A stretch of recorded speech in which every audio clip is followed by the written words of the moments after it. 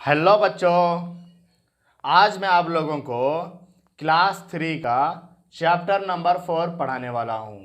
लेकिन उससे पहले आप ये जान जाइए कि हमने इससे पहले चैप्टर 3 तक का वीडियोस ऑलरेडी बना चुके हैं। उन सब का लिंक आपको इस वीडियो के डिस्क्रिप्शन में मिल जाएगा। एंड इस वीडियो को आप पूरा देखें और अगर आपको कोई भी डाउट होता है तो आप दिए गए नंबर पर व्हाट्सएप करके पूछ सकते हैं। चैप्टर नंबर 4 जिसका नाम है रोशनी। क्या नाम है चैप्टर का? रोशनी। रोशनी का मतलब होता है लाइट। तो बच्चों इस चैप्टर में 4 जने हैं। कितने जने? 4 जने। मोहित, मीरा, ममता और माँ। ये 4 कैरेक्टर्स हैं इस चैप्टर में। मोहित बोलता है, अरे ये पौधा क्यों सूख गया? मैं तो रोज इसमें पानी देता हूं। तब मीरा बोलती है, भैया यहाँ कमरे में मुझे कुछ दिखाई नहीं दे रहा है। तभी ममता भी बोलती है, यहाँ आओ सब लोग, देखो ये चिड़िया मर जाएगी, कैसे ठंड से कांप रही है। तब माँ बोलती है, क्या हुआ? तुम सब क्यों परेशान हो रहे हो? मोहित बोलता है, माँ देखो ना, कितने प्यार से पौधा लगाया था, सूख गया। मीरा बोलती है, माँ वहां कमरे में कुछ दिखाई नहीं दे रहा है। तभी ममता भी बोलती है, माँ इधर भी देखो, ये चिड़िया तो मर ही जाएगी।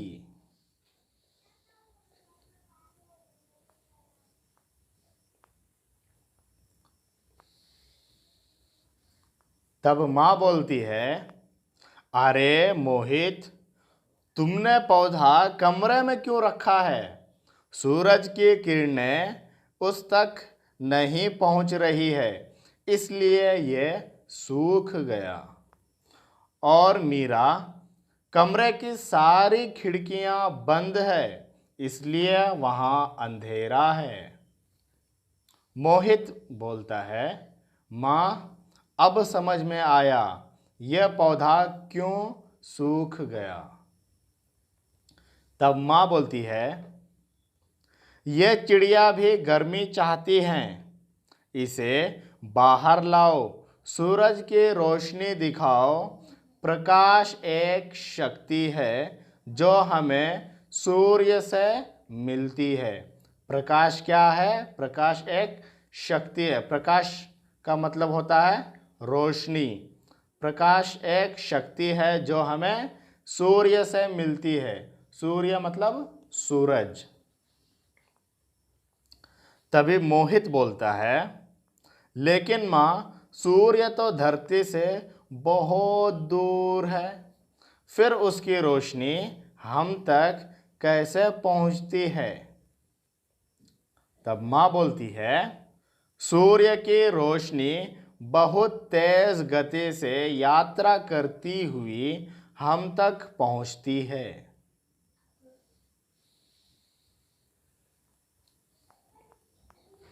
तभी ममता बोलती है, माँ सूर्य की रोशनी को धरती पर पहुंचने में कितना समय लगता है? मतलब सूरज की जो रोशनी है हमारा धरती तक जब वो आता है तो उन्हें कितना समय लगता है, कितना देर लगता है? तब माँ बोलती है, लगभग 8 मिनट। कितना मिनट? 8 मिनट, जिसे हम 8 मिनट भी बोलते हैं। सूरज की रोशनी है तो हम सब हैं। तभी मीरा बोलती है, यदि सूर्य रोशनी देना बंद कर दे तो क्या होगा? माँ बोलती है, फिर तो हमारी धरती अंधकार में डूब जाएगी, समुद्र का पानी जम जाएगा, पेड़ पौधे मर जाएंगे और धरती पर जीवन समाप्त हो जाएगा। तब मोहित बोलता है, ओहो हो, अब समझ में आ गया, यह सूरज और उसकी रोशनी हमारे लिए कितना ज़रूरी है। बच्चों, यह है इस चैप्टर के नोट्स। क्वेश्चन है, सूर्य से हमें क्या मिलता है? आंसर है, सूर्य से हमें प्रकाश मिलता है। हम ऐसे भी लिख सकते हैं, सूर्य से हमें रोशनी मिलता है। नेक्स्ट क्वेश्चन है, चिड़िया ठंड से क्यों कांप रही थी? आंसर है, क्योंकि चिड़िया को गर्मी नहीं मिल रही थी।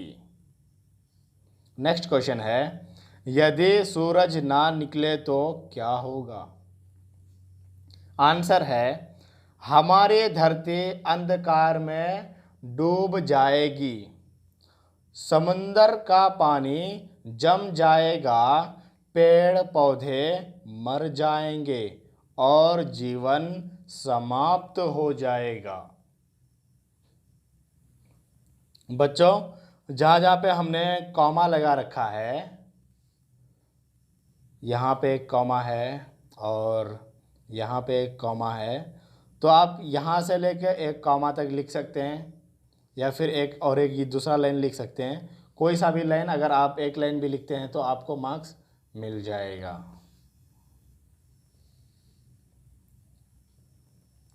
नेक्स्ट मेन है, सही उत्तर पर करेक्ट का चिन्ह लगाएं, जिसे MCQs बोलते हैं। जो करेक्ट है उसके ऊपर करेक्ट मार्क लगाना है। मोहित क्यों परेशान था? अंधेरा होने के कारण? नहीं। चिड़िया को ठंड लगने के कारण? नहीं। पौधा सूखने के कारण। क्यों मोहित परेशान था? क्योंकि उसका पौधा सूख गया था। बच्चों, नेक्स्ट क्वेश्चन है, कमरे में अंधेरा क्यों था? दरवाजा बंद था? नहीं। खिड़कियां बंद थी? हाँ, खिड़कियां बंद थी। आकाश बादलों से ढका था? नहीं। सूर्य की रोशनी धरती पर कितने देर में पहुंचती है? 10 मिनट में? नहीं। 8 घंटे में? नहीं। 8 मिनट में। कितने देर में पहुंचती है? 8 मिनट में।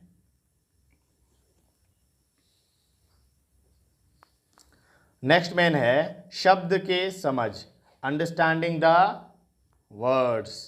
बच्चों, नेक्स्ट मेन है, चित्र पहचानिए और दो दो नाम लिखिए। मतलब एक फोटो को देखना है और उसका 2 नाम लिखना है।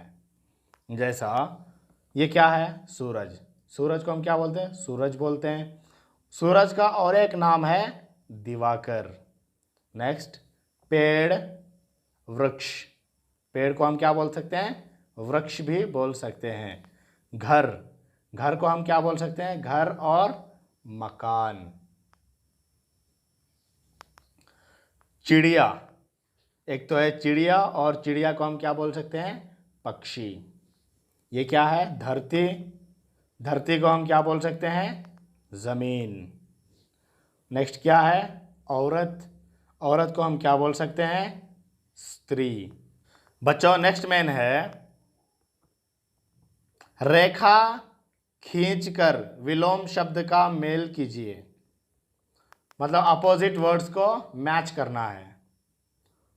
सूखा, गीला। मरना, जीना। ठंडा, गरम। इधर, उधर। प्रकाश, अंधकार। बंद, खुला। गर्मी, सर्दी। धरती, आकाश। विलोम शब्द मतलब अपोजिट वर्ड्स होता है। बच्चों, नेक्स्ट मेन है, भाषा की समझ, अंडरस्टैंडिंग द लैंग्वेज। सही विकल्प भरकर वाक्य पूरा कीजिए। सूर्य की किरणें कमरे तक आ रही हैं। यहाँ पे की आएगा, क्या आएगा? की। तो हमने की पे मार्क लगाया है। कमरे की खिड़की टूट गई, यहाँ पे की है, की को मार्क लगाया। समुद्र का पानी ठंडा है। समुद्र में क्या आएगा? का आएगा। समुद्र का पानी ठंडा है, तो का के ऊपर मार्क लगाया। घर का दरवाज़ा बंद है, यहाँ पे का करेक्ट है, तो का के ऊपर मार्क लगाया। मोहित ममता का भाई है, का यहाँ पे करेक्ट है, तो का के ऊपर करेक्ट मार्क लगाया।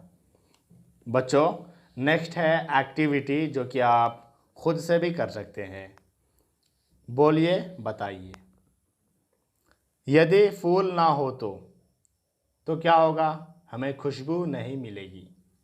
यदि पक्षी ना हो तो, अगर पक्षी यानी चिड़िया ना हो तो चिड़ियों की चहचहाने की आवाज़ नहीं आएगी।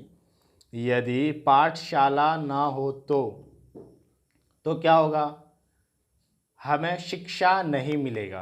अगर पाठशाला नहीं होगा, पाठशाला मतलब स्कूल, अगर स्कूल्स नहीं रहा तो हमें पढ़ने के लिए नहीं मिलेगा। यदि बाजार ना हो तो हम कुछ खरीद भी नहीं सकते। यदि खिलौने ना हो तो हम खेल नहीं सकते।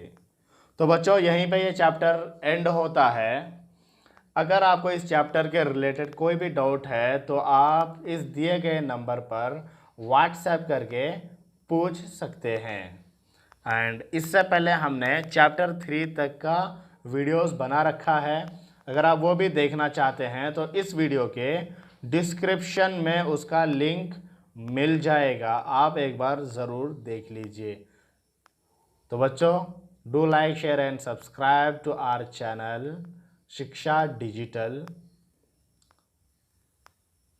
तो पढ़ाई करते रहें बच्चों। All the very best.